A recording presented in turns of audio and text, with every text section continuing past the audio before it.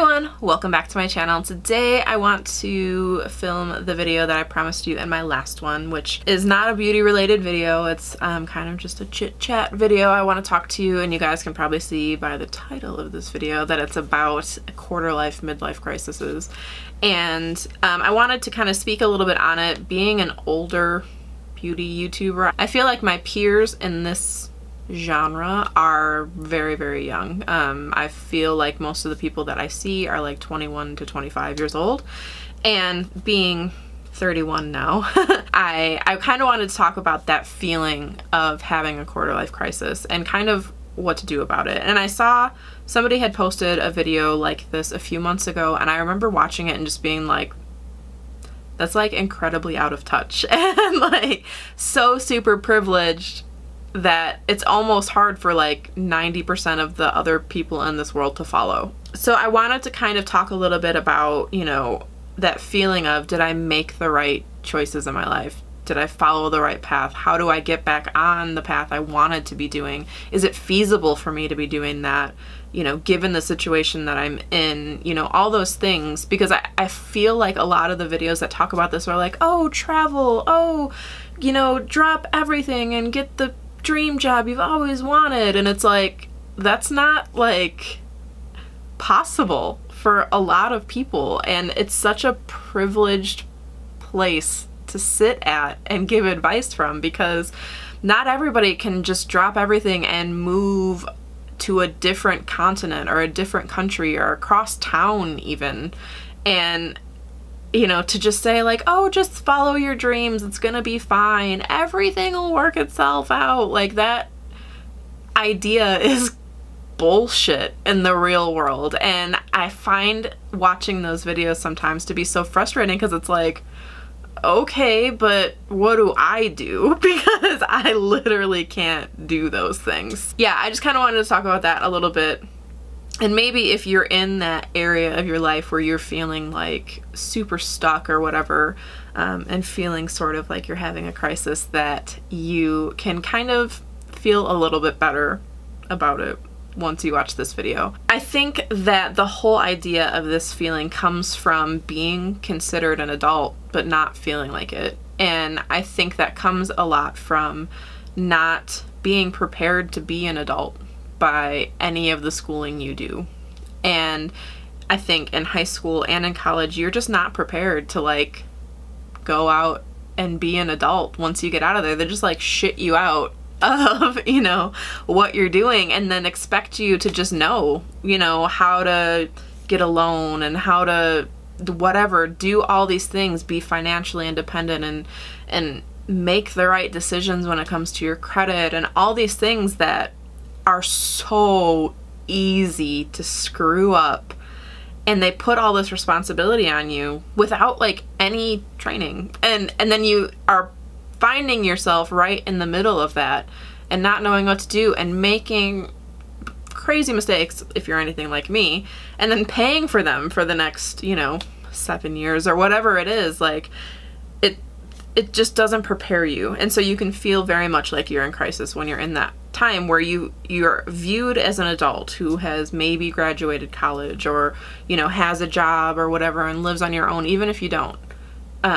You are viewed as someone who should have those things by the time you reach a certain age. And that age is so young, it's like 23, where you are viewed as like an adult, where you should be able to make all your own appointments and make your own decisions and sign a lease all by yourself and do all these things. It's hard, you know, and I don't think anybody has it together. And I think one of the best examples of that I've seen is from a book, and it's by Amanda Palmer, and it's called The Art of Asking, and she talks about the fraud police a lot. The fraud police is basically the embodiment of that feeling of pretending that you have all your shit together but really having no idea what you're doing.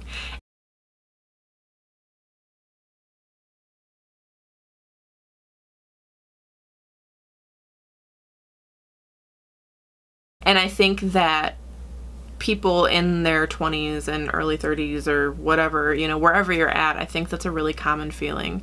And I'm 31, and I'm still wondering when the point is going to come that I actually feel like an adult like a real adult, and I'm not looking still through some situations to an adultier adult to help me. And my son is starting school, and like I feel like I'm not ready, you know, like I'm not ready to be an adult with a kid who's in school and like having all these things and doing all the things, you know, that adults supposed to do. And even though I've been doing them, I've been doing all those things, I've been his parent, I've been his mom, I've been making all his appointments and the one responsible for clothing, feeding, taking care of him. I've been the adult, but I still don't feel like it. I don't know if we are just the fraud police through our entire lives and nobody ever really knows what they're doing, but we all pretend like we do, or if there comes a point where, you know, all of a sudden it clicks and you are the adult and you have all the experience and do all the things. But I don't know. All I can say is I feel you. I'm with you. I am here if you feel that way, because it's just something that is so hard to like wrap your brain around, that all of a sudden you have all these responsibilities, but like you feel like you have no idea what you're doing, and you don't know if you're making the right decisions, and you don't know if you've made the right decisions up until this point. And sometimes you even know that you made the wrong decisions up until this point, and now you don't know what to do. If you feel that way, you are totally not alone. There are things, I think, no matter, I don't want to say no matter what your situation, because that's a really privileged way to think, but there's so many things I think that you can try to begin doing if you feel like you're not in the place you want to be at whatever age you're at. Again, in those videos where they're like, travel, you're young, and, you know, change jobs and whatever, like, that's great if you can do that, if you have that opportunity. But if you don't, like, there are still little things that you can do. I feel right now where I'm at, very stuck in my job and in my life. Like, I feel very stagnant. And that's partly because I knew from a very, very young age, like kindergarten, what I wanted to do with my life. I'm at a place right now where I have a career, and I have a child, and I have a house, and I have all these responsibilities, and I have a life that I live based on the income that I'm making right now, that I can't just drop to go back to school and, you know, follow my dreams and like all those things. Like, I could never. It would be the dumbest thing ever for me to do that. And I've had so many people, when I say like I feel really stuck or whatever, be like, oh, well, you know, why don't you just go back to school? Why don't you just go do the things you want to do? And it's like, because I have a child to feed, and I have bills to pay, and I have all these things. Like, I can't. And it would be stupid of me to put my child in that situation where like they have to go without just because I don't love every second of my work day all the time, you know? And it's not like my job is super horrible. I work with my dad. I have so much privilege. I know that if my child is sick, I can take the day off with him and I won't lose my job, which is something that like very, very, very few moms have. And I have all these amazing things about my job and about my life and everything, but like it's still, there's still that nagging thing in the back of my head that's like, this isn't what I wanted to do. I never wanted to do this, so now what do I do? You know, how do I make my life feel fulfilling when I am stuck here? And basically what I did is this. And it came at a time for me where I could spend the extra money to start a channel, because if you really want to do it, it's expensive and there is a lot that goes into it, and it's so much more time consuming and all those other things, money consuming. Like, it's a lot of work, a lot more work than people think. And even people who think they know, until they actually do it, like, have no idea how much work it actually is, how much it actually costs to do something right, where you kind of can feel a sense of pride when you put your content out. It's a lot. And so when I was really starting to feel this way, I had already begun making enough money that, again, I could, you know, purchase the things to do this. But if you're not there, and I'm not saying YouTube is the answer for everyone, you know, whatever your like dream is, or whatever your outlet is, because this wasn't my dream either. I love makeup, I love talking about it, but you know, it wasn't like I grew up wanting to be a makeup artist or something. And also, as much as I say, like, I feel stuck in my job, or I feel like this isn't what I wanted to do, I would never, I don't care how much money I was making, how popular I became on YouTube, I would never, ever, ever, ever, ever quit my job to do this full time. And people who do that, like, that's your choice and it's your life path and it's fine, you know, whatever. For me, I would never do that, because my time on YouTube is finite. My relevancy on YouTube, however little relevancy I have, it's finite, and everyone's is. It doesn't, the Jaclyn Hills of the world, the everybody else's of the world, there's gonna come a day where they are not relevant anymore, and they've been surpassed by the younger generation, just as it is with every job. But it's much, much quicker in this community when your medium is your face and, you know, all that. It's finite. And unless you are one of the few people who can start your own makeup company and have that succeed, which isn't a guarantee, or whatever, you know, like, YouTube is a finite career path, and social media is a finite career path. And can you do it for a decade or maybe more? Sure. But that doesn't cover your whole life. And there will still come a point in everybody's YouTube career where then that's it.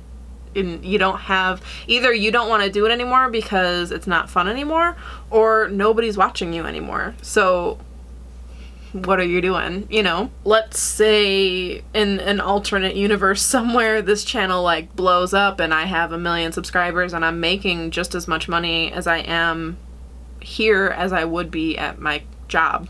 Still would not do that, and I wouldn't recommend it. And I'm probably one of the very few people who would say that. I don't care how old you are. I still wouldn't, I wouldn't quit your job unless you work like retail or something where you don't have necessarily a future, unless you wanted to be a manager or whatever. Something that isn't skilled labor or whatever, or a skilled position where if you left it, it wouldn't really impact the rest of your life. Sure, you can leave those jobs and do this full time, but again, you're still going to come to the same point where then what, you're 35, 40 and you don't have, what's your experience then to get a job after that? You were on YouTube for 10 years, 15 years, you know, like, I think that it does, like, as much as you can make social media a career for a short amount of time, I think in the long run, it would do you a disservice to do that, because what are you gonna, you know, maybe you could go into marketing after that, you and the million other girls who are doing this, and boys, who are doing this, who will be looking for the same job, you know, around the same time as you, once everybody is not relevant anymore. I think that really what I'm trying to say is, find a way somehow with whatever you're doing, or whatever you want to do.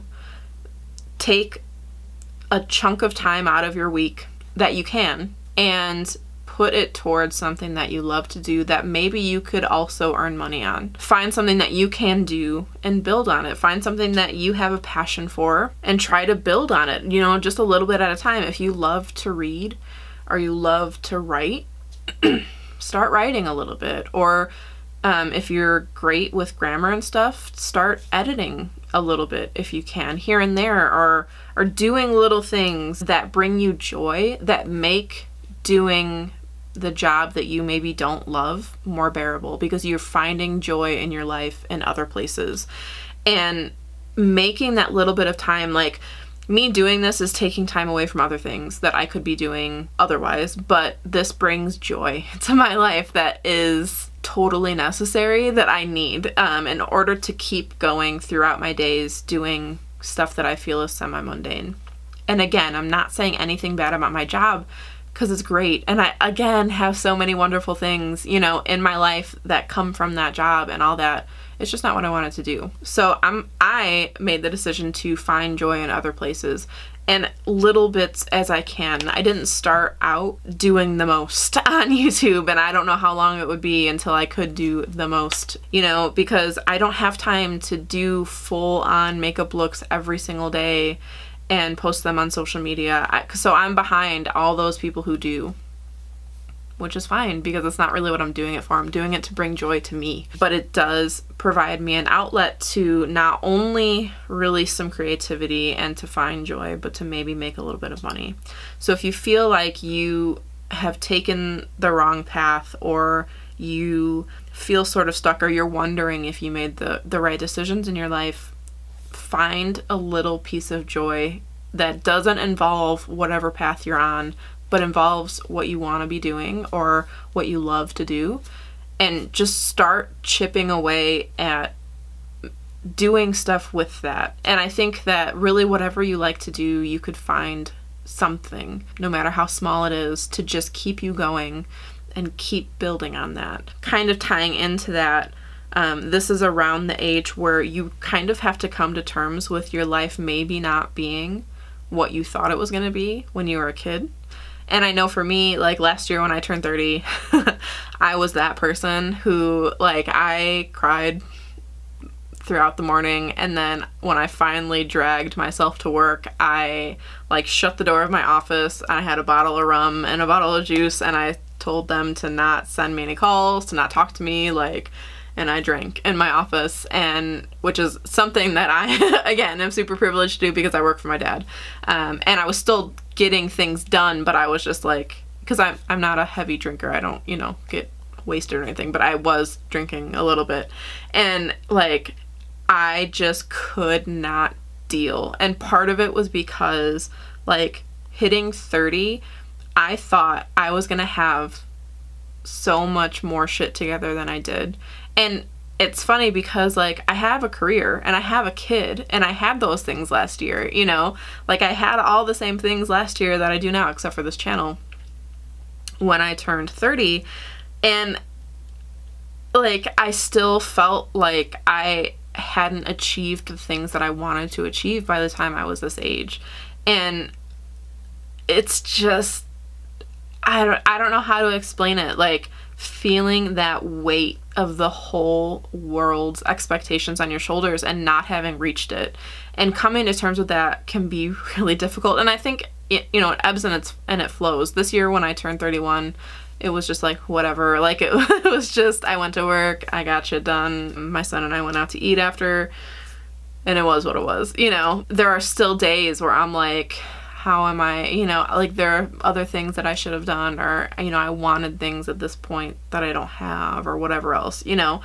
And it's hard, but having this, having you guys to talk to, and having all these things, this outlet is so important to me dealing with feeling like I'm in the middle of a crisis, a midlife crisis, and feeling like, you know, stagnant or whatever, because I know that no matter what, I am still working towards my joy, and I'm working towards something that brings me so much life and gives me a different kind of purpose than I already had.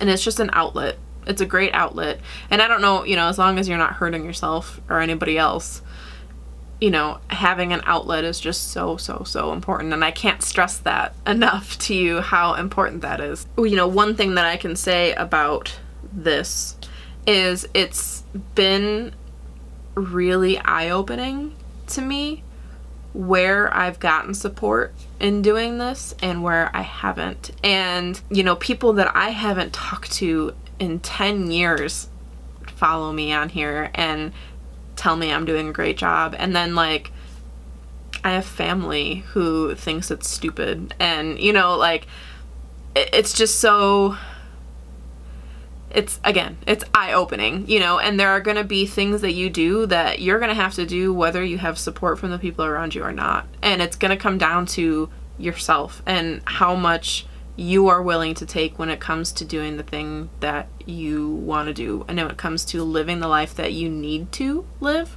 and also that you want to live.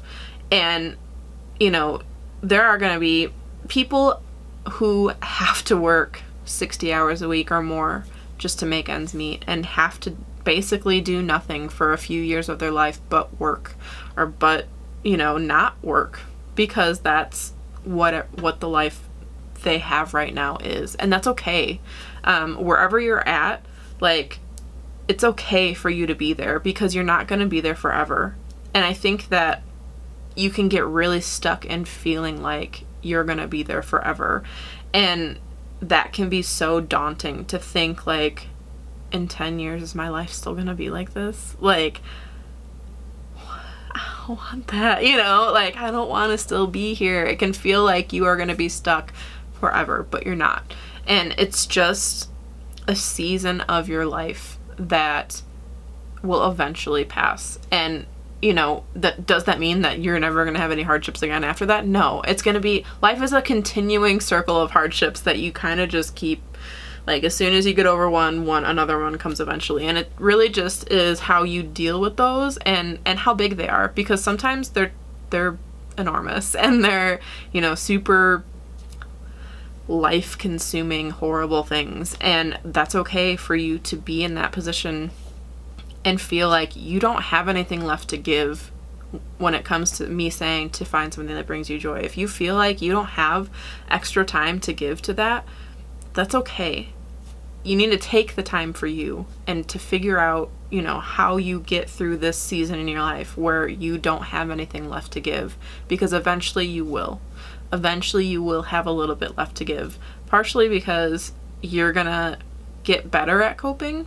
You know, your situation might not get 100% better or whatever, but you'll get better at dealing with it. And that's like one thing that I can say with certainty, is all the times in my life where I felt like nothing was ever gonna be okay, things were okay. And you figure it out. You just do. You adapt and you cope and you deal. And eventually you come to a point where you can give a little bit of time to something else. And maybe you don't have to work. Maybe you get a roommate or something that helps take the load off and you don't have to work as much. Or you get a raise, or whatever it is, or you find a better job, or whatever it is that it affords you, because really it comes down to money generally. And people get so pissy when you say things like that, but if you can't afford to live, like, you can't really afford much joy either, because all you're doing is trying to live. So once you get past that point where you can afford to find a little bit of joy and you can afford to do those things because you're making enough money to live, that's when you're going to be more okay. And it might take longer for some people than others, but you'll eventually get there. You're not going to spend your entire life unable to find joy. And whatever that looks like for you. If you are fresh out of college or fresh out of high school and you're like, I don't know if I'm ever gonna feel like A, an adult, or B, that I have my shit together, or C, that I'm gonna have enough time or money or whatever to find joy in my life, whatever it is, like, you will. I promise. Eventually it will come. And I'm not gonna tell you that you shouldn't follow your dreams, because I think you should.